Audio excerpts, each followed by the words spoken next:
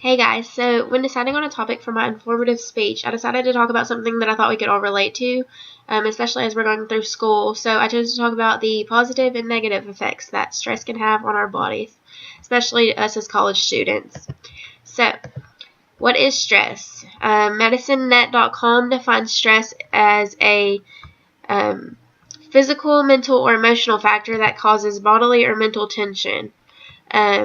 Stress has also been known as the silent killer. It's among the leading causes of death.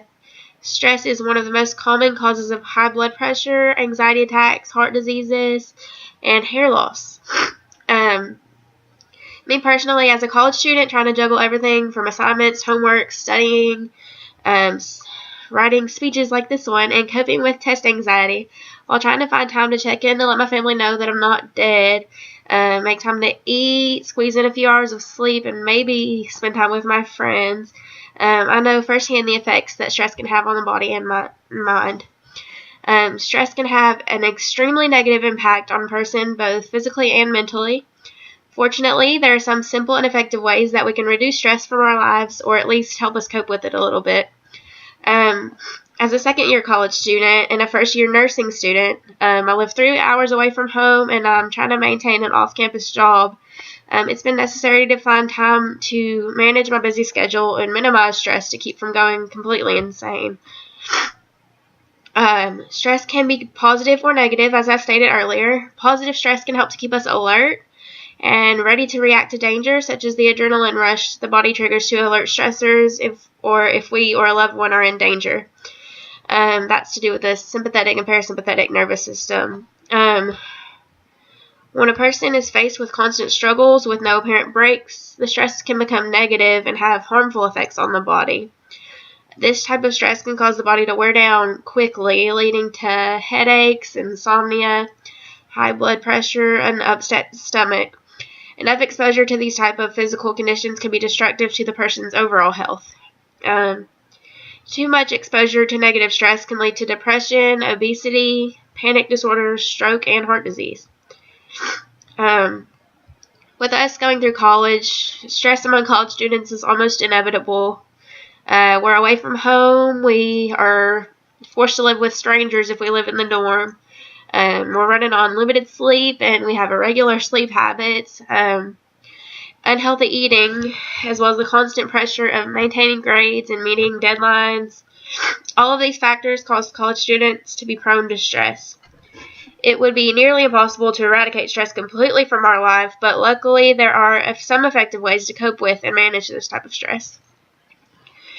The cause or the severity of the stress isn't as important as how we deal with it.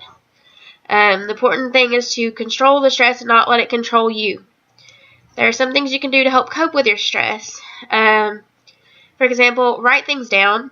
Make a list. Doing this makes it easy to not forget any task. Each time you have to get a check completed, just check it off. And it's encouragement. It keeps you going to see what you're doing and that you're actually being effective with what you're doing, such as a planner.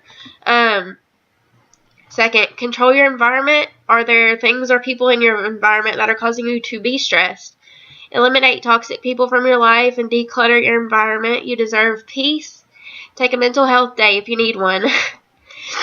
If you have something fun coming up, like a concert, me personally, I enjoy going to concerts, or vacation, or even just a weekend trip at home. Focus on that. It gives you something to look forward to.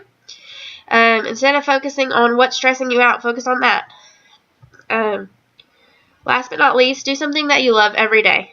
Whether it's a relaxing bath, I love bath bombs, listening to your favorite CD, or reading a good book. Do what works for you. Whatever makes you happy, do that each and every day. These techniques that I've discussed in my presentation, they don't guarantee that stress will be removed from your life or instantly completely go away. But if you practice this regularly, it can drastically reduce the amount of stress and tension and improve the way you handle stress whenever it arises.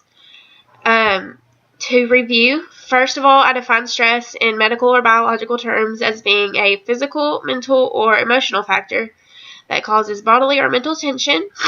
Next, I discuss some of the ways stress can affect the body and the effects it has on college students as well as others.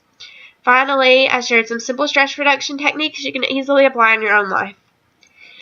To wrap it all up, stress cannot be avoided. It happens to the best of us. However, by knowing some simple ways to cope with stress, it doesn't have to control your life. Bye, guys.